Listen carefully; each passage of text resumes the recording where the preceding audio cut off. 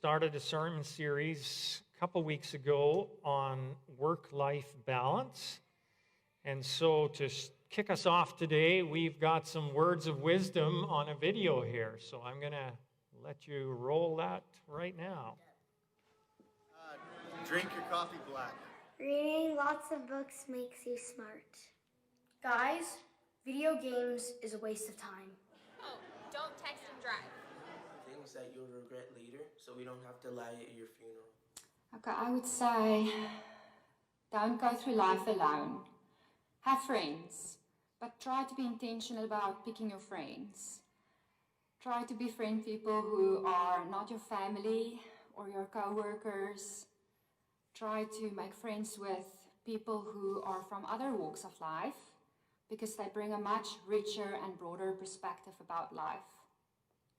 And then the other thing is, don't compare yourself with other people. Don't try to live someone else's life. Run in your own lane and run your own pace. Be your authentic self. Because comparison is a mistake. You're either going to feel like you're better than someone else, or you're going to feel like you never measure up. Okay, some real wisdom there. So thank you to all of you that were willing to share your wisdom with us on video. And if you're here today and you're new to our family, I hope that you feel like we could be a place where you could connect. I want you to know there will always be a spot here in our family for you. And if you're joining us online, same thing with you. You are welcome, and we love to have a connection with you. So next Sunday, I'm going to continue this series talking about work ethic, something that we're very familiar with here in Whitecourt. If you have questions, don't hesitate to text me during the message, and then I'll respond either on Facebook this week, or if we have time, I'll do it right here today as well. So COVID has kind of pushed most of us to be a little more isolated than what we're used to. And for those of us that are introverts, that's not such a bad thing. I've talked to people who are actually kind of quietly and enjoying the isolating and not feeling bad at all about that. But the truth is, many people are sick of the isolation and are sick of all the rules and all of that, and are really hoping that we can get back to normal pretty soon. So today, I want to talk about something that's profoundly countercultural. I want to talk about self-isolating, but I want to talk about a word called solitude. And solitude is this sense of being alone with yourself, but ultimately being alone with God. And I'm just throwing this out there. Maybe there's something about the solitude that we're feeling throughout this COVID thing that actually can have a blessing with it. Maybe there's a silver lining. I want to just kind of touch on that a little bit today. Now, down through history, Christians have had a number of different practices that we have leaned on that have helped us to connect with God. So, like lifting your hands when you sing or pray, something that I find very helpful. Closing your eyes, sometimes kneeling. These are all practices that can help us focus in and connect with God. There's other practices as well, like prayer and Bible reading. We talk about that quite a bit around here. Small groups, surrounding yourself with a small group of people that are on this same spiritual journey as us. That's another spiritual practice or spiritual discipline, it's sometimes referred to. Fasting. physically fasting from food or fasting from technology or from something else is another way that can be helpful sometimes to connect with and focus on God. Singing. We do that at the beginning of all of our services. Singing is another way that people can connect with God, and listening to music, and so on and so forth. But one of the spiritual disciplines that we're not as good at in our Western culture today is solitude. Now, solitude has been practiced for thousands of years within Christian circles, and solitude has for many people been profoundly important. And there have been times in church history where that was a very, very widely practiced spiritual discipline. But here in the West, in our age, it is highly countercultural. So when I talk about this, I realize that I'm talking about a territory that for many of us is very kind of unfamiliar. Now, like I mentioned, it comes a little bit easier for people who are introverts like myself, and I can actually really enjoy it. But for a lot of people, being in solitude is not easy. However, I would venture to say that solitude can be very, very beneficial no matter what kind of personality you have. So that's what we want to unpack a little bit today. So we're going to turn to the Owner's Manual for Life that God gave us, and we want to look at Matthew, which is the first book in the last one-third of the Bible, called the New Testament. We're going to look at chapter 14 and just 3 verses there, starting in verse 22. And there it says, "As soon as the people were fed, Jesus told his disciples to get into their boat and go to the other side of the lake, while he stayed behind to dismiss the people. After the crowds were dispersed, Jesus went up into the hills to pray, and as the night fell, he was there praying alone with God. But the disciples, who were now in the middle of the lake, ran into trouble, for their boat was tossed about by the high winds and heavy seas." So we see the context here for this little chunk of the story about Jesus is that he has just finished feeding the 5,000. And if you're not familiar with that story, basically what happened was there was about 5,000 people that followed Jesus way away from civilization out into a hillside, and Jesus taught them, and then it was time for them to go home in the evening, and Jesus felt bad that they hadn't eaten all day, and so he asked his disciples to find out if there was any food they could give to the people, and there was just one little boy that had a lunch, 5 loaves and 2 fishes. And Jesus said, "Okay, here." And he had everybody sit down in 50s and so on. And then he broke this bread and the fishes. And as he was breaking it, they multiplied. So all 5,000 people were fed to full, actually ate enough to be completely filled up from one little boy's lunch. So this was a huge miracle, obviously. Then he sent the disciples out to, gather in all of the... Okay, thanks very much for calling. Sorry about that, folks. Somebody's phoning me in the middle of my sermon. So then Jesus sends his disciples out to gather up all the rest, the leftovers, because Jesus was very environmentally conscious and didn't want to leave a mess. And so he had them clean up everything, and lo and behold, there was more leftovers than what there was in the little boy's lunch to start with. So you see there was miracles at every level here. So Jesus is just coming off of this miracle. He sends his disciples out in the boat, and then he goes up to pray. Now, right after this, Jesus actually walks on the water out to his disciples in the middle of the lake. And maybe some of you have heard that story where Jesus shows up and scares the living daylights out of his disciples because it's dark, and he comes just walking on the water. You know, the waves are blowing and it's stormy, and they're just scared out of their wits, thinking they're going to drown. For one thing, the boat will capsize, but then the second thing is they see this person walking on the water. How many of you have ever encountered somebody walking on the water when you're out on a boat ride in the middle of the night?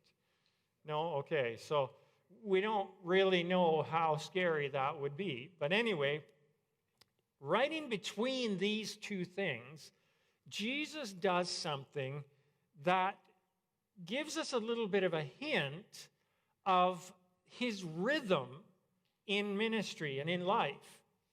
So Jesus doesn't just go straight from one miraculous event to the next miraculous event.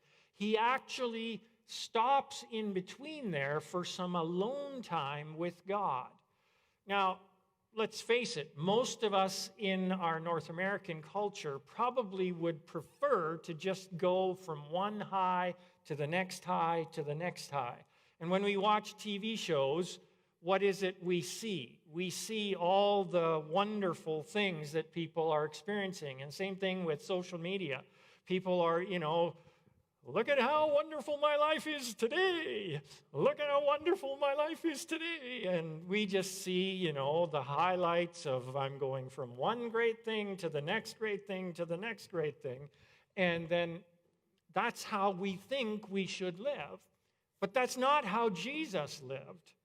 Jesus lived his life with a rhythm of being out there with people, doing great things, and then he would retreat and be alone with God. And then he would go back out and interact with people. So he had a good rhythm of balancing these back and forth situations in his life. And we can learn from that. We need to learn to live our lives with pauses. Pauses where we can connect with God. You'll run out of energy, spiritual energy, fairly quickly if you don't take moments to reconnect with God in your life. Now, we don't know whether Jesus was an introvert or an extrovert.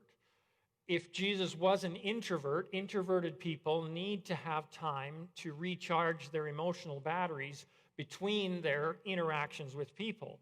So if Jesus was an introvert, maybe that was partially why he needed to get away, just to recharge his batteries. We don't know. But this is not just about introversion. This is really about the importance of having a quality connection with God. Really, quality time. Quality time is when two people give their undivided attention to each other, and they interact with each other at that level. And that's what we need with God on a regular basis, is quality time, where we can connect at a deeper level with undivided attention going from God to us and us to God. Unfortunately, the truth is, God is much better at this than we are.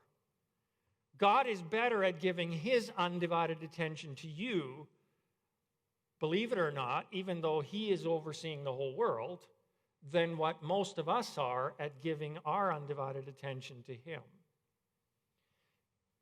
We, in our culture, are good at talking to God, telling him how we feel, what we need, what we'd like him to do, what we feel about so-and-so, and all of these things. We can tell him lots of things, but that's not spending quality time. Imagine if you went on a date with somebody, your spouse, or a date with somebody you're interested in, and only one of you talked the whole time. Now, no elbows right now, because there may be some of you that actually happens. But Quality time is actually when you talk for a bit, but then you listen as well. And the conversation actually goes both ways.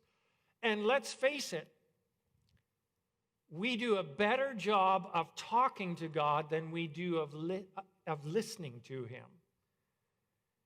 We tend to have a hard time hearing God. That feels a little bit scary. Now, in order to hear God, we have to get really, really still and really quiet.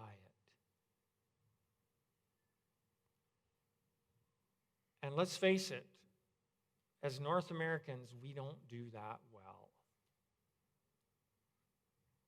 We need noise.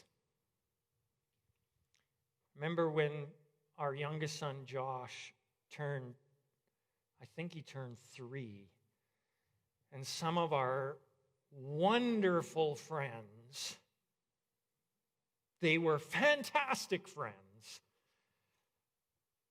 You know, they are the kind of friends that you just are so grateful that they think of everything.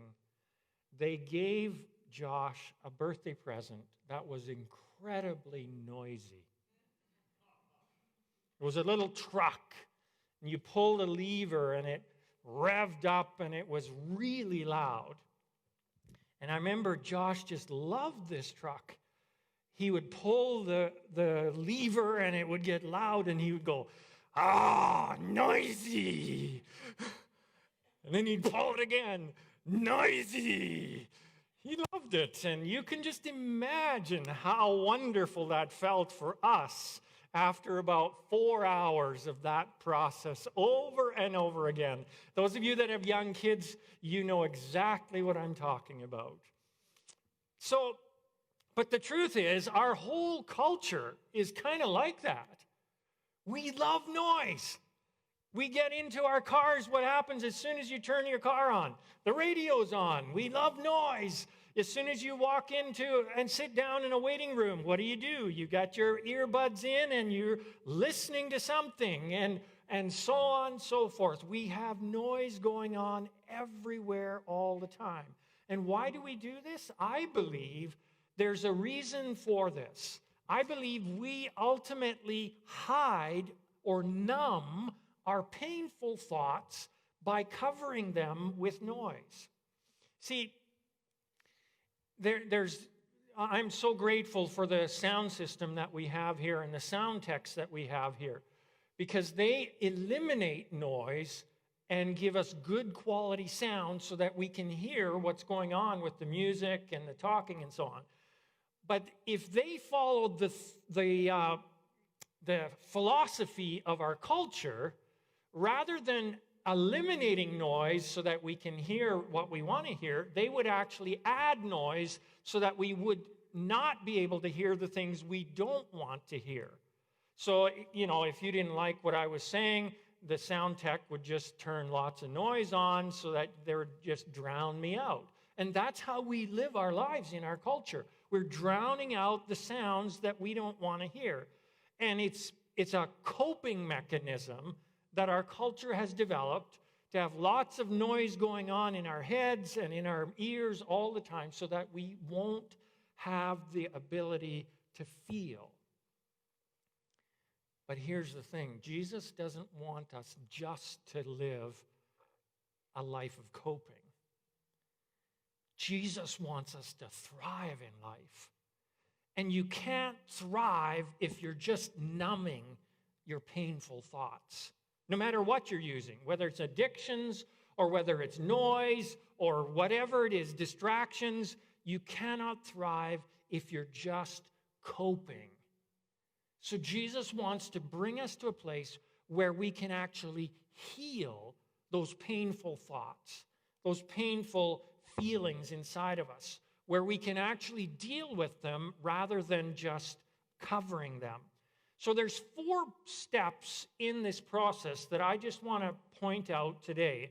There might be more in certain cases, but these are important things that often happen in the process of healing the inner painful thoughts that we try to numb. So when we get really quiet with God and start to listen to his voice, for many people, the first thing that happens is that the painful thoughts begin to come to the surface, and they begin to live in denial about those. And so there's this sense of, no, I'm fine. No, I'm just not going to think about that. No, that's in the past. I don't want to go there. And so we just try to push down all those painful thoughts. So that's pretty normal as the first stage of the healing process. We're trying to sort of tell ourselves, no, I'm fine.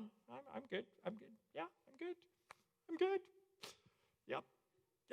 I'm good. I'm good.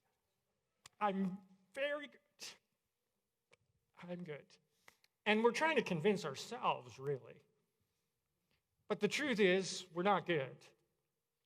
So the second phase, and this may actually be the most important and the most difficult for most of us, is actually admitting that we are struggling with painful thoughts.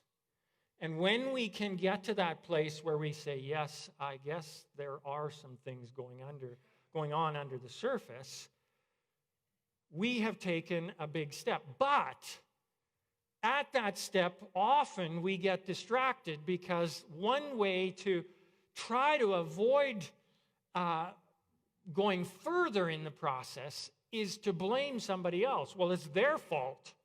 It's my wife's fault. If she was just a better wife, then this wouldn't be the case. Or it's my kid's fault, or it's my boss's fault, or it's, Trudeau's fault, or, Kenny's fault, or it's the teacher's fault, or, that stupid driver on the road, or whatever, that we find somebody that we can say, if they just got their act together, I would be fine. And so then we can live in that distraction for a while, and that hinders us from really going on further. So the third one ultimately then is admitting the truth that I have some pain in my life. There's a verse in the New Testament that Jesus spoke, and he actually said, "You will know the truth, and the truth will set you free." Do you know that word for truth there in the original Greek language, which is what the Bible was originally written in, or the New Testament part of it, actually can be translated reality? So you will know reality, and the reality will set you free. So many of us really try to live in a form of denial or somehow averting reality, the truth about our lives. Well, it's this problem, or it's that problem, or it's their fault, or it's this, or it's that, or the other thing, rather than facing the truth, knowing reality as it is, accepting this is my reality right now. And when we begin to embrace the reality as it is, that unlocks the door to freedom, to healing. The truth sets us free.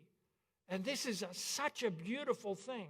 And that's the fourth stage then, is that healing of our inner world, which can only happen when we get quiet enough to not wallow in our pain, but to face it with an honest, open heart and say, Jesus, here I am. Now, often it doesn't go as quickly as we'd like.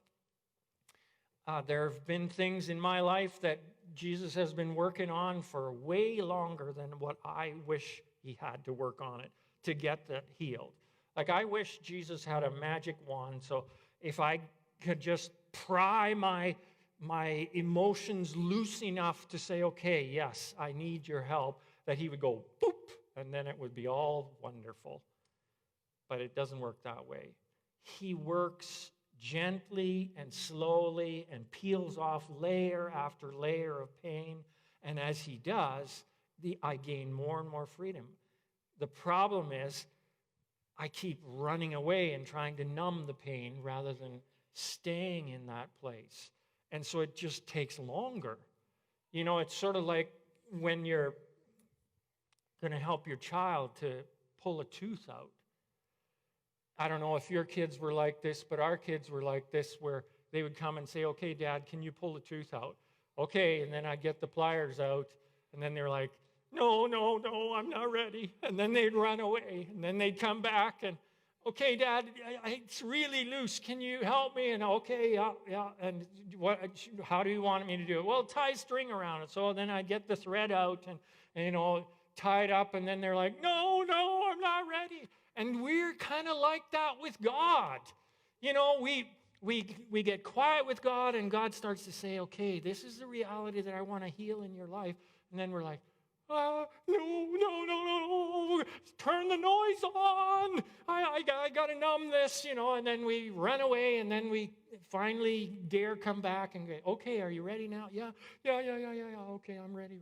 And this process goes on, and it makes it longer and longer and longer to process that and gain healing. See, the important thing to recognize is that Jesus is with us every step of the way. We don't need to sort of find God somewhere else. He is with us if we'll just learn to trust him and be still in that moment. I think it's Bill Hybels that said, an unexamined life is not worth living. And yet I think we often try to live unexamined life. And so we keep repeating the same mistakes over and over and over again because of that. Here's a thought that might blow your mind. I actually think pain is a gift from God. Well, what do you mean? Pain is from the devil every time. No, actually, pain may be God's mercy to help us identify the areas that are not healthy in our lives. See, here's the thing. For those of you that are in the medical profession, you've probably studied this. We don't have this disease in North America, at least not that I'm aware of, but in India, it's quite common, and in other parts of the world, there's a disease called leprosy. Now, it was very common in Jesus' day, and leprosy, they've discovered, actually is a nerve disease. And here's what it does. It actually kills the nerves that send pain signals to your brain. So leprosy is a disease where you have no pain. Sign me up. What an amazing disease, until you realize that people with leprosy start losing their fingers and the tip of their nose and their toes and sometimes their feet and their whole hands. Why? Because they abuse their bodies and don't realize it.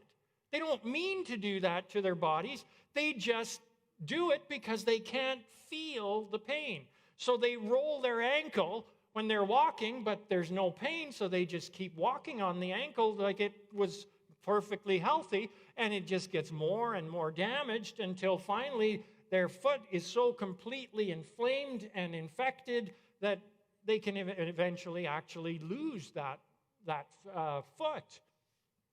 And so when you see people that have had leprosy for a while, they have fingers missing, they have the tip of their nose missing, sometimes ears missing, sometimes all kinds of things missing, not because the disease itself caused it, but because they caused it, because they couldn't feel.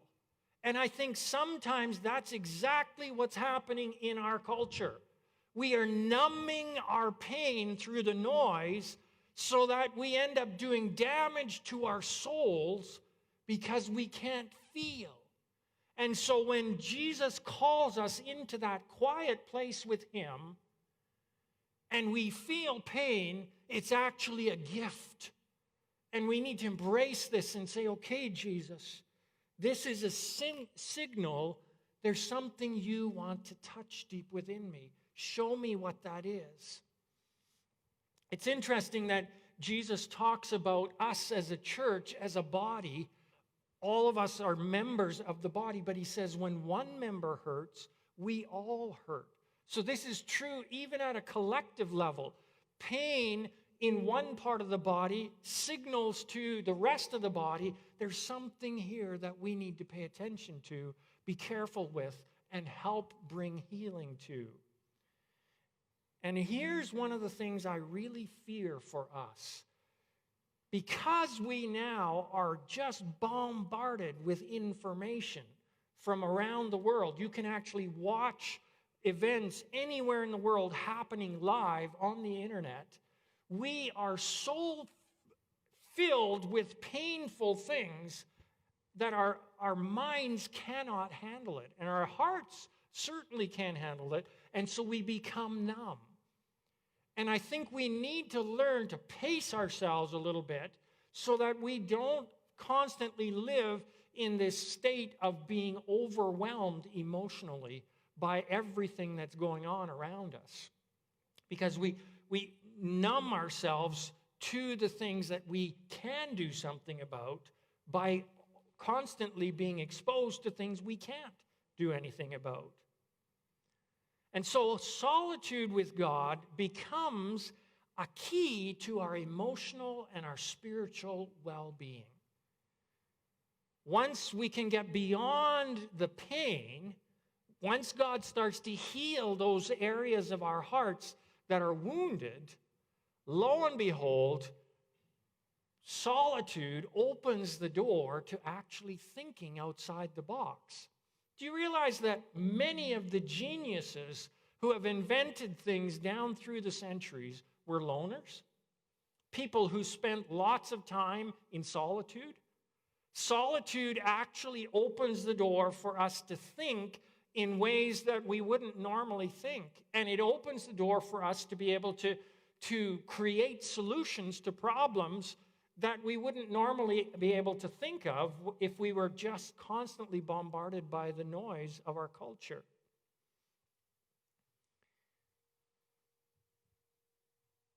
Just think about it.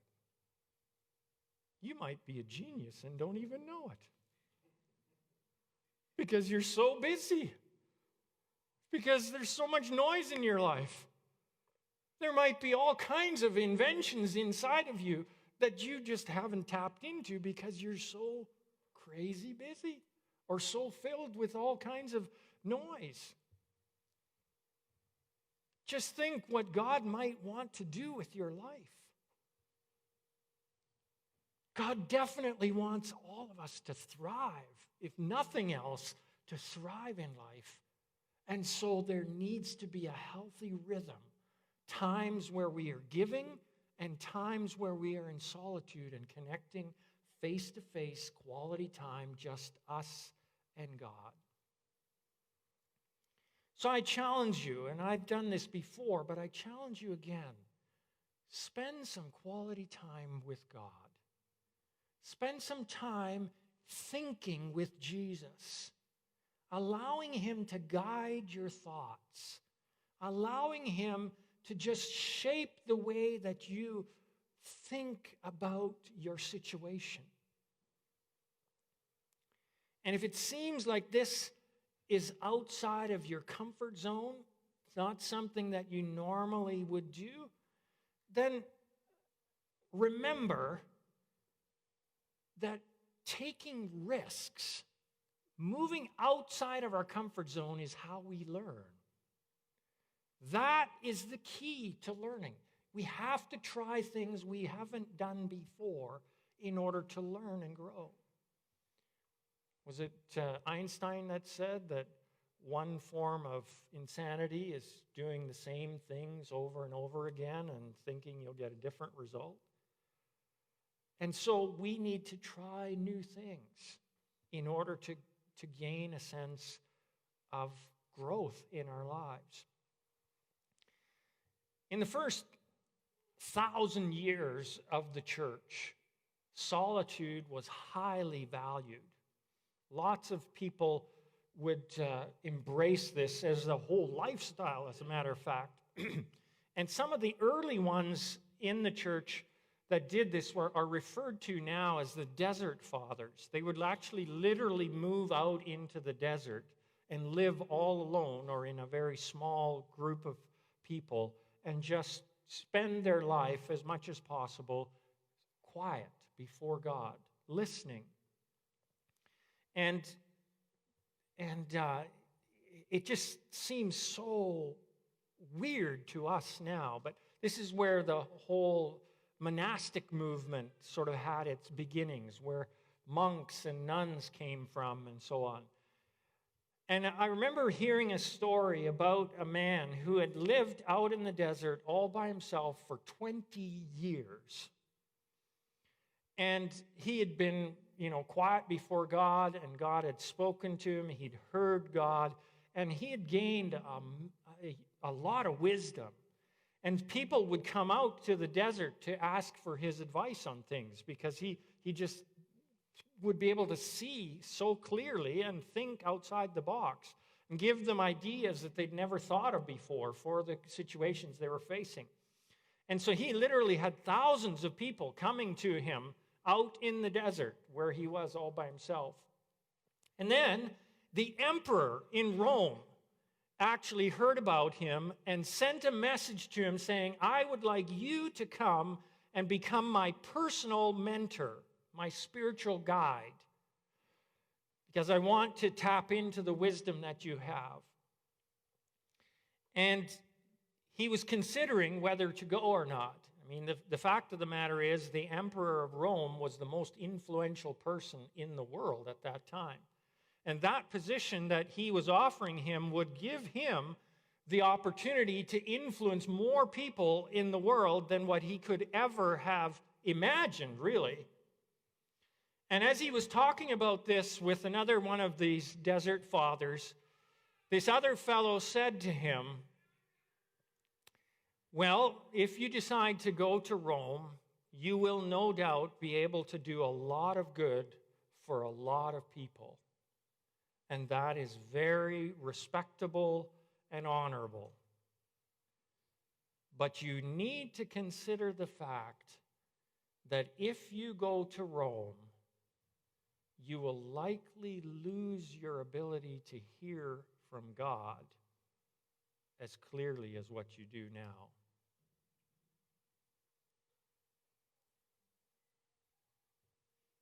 Now think about that for a moment. We talk about, changing our world. We talk about making a difference. We talk about all these things that we as Christians want to do.